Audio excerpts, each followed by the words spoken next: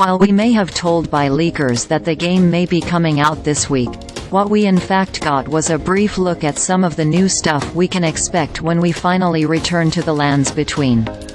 But what did we find out? Are we excited or disappointed?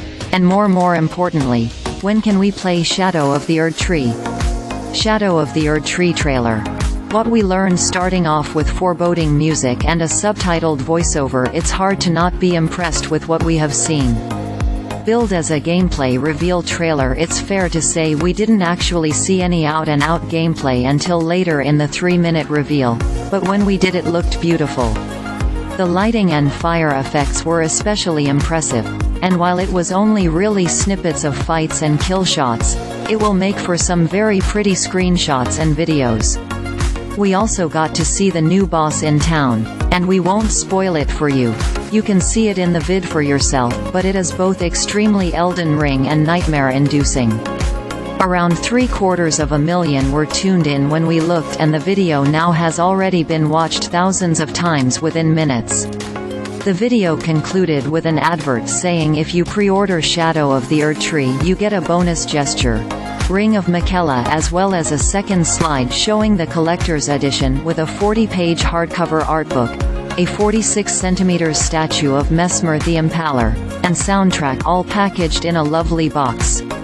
How will the trailer go down? Well, if you loved the original Elden Ring you are going to lap this up.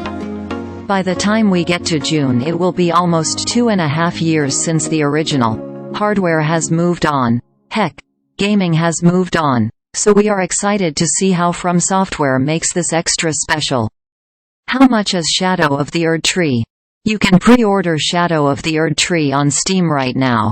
The premium bundle, which includes the game and the soundtrack, will set you back $49.99. Or the base version costs $39.99. This is still DLC, remember, so it is not cheap.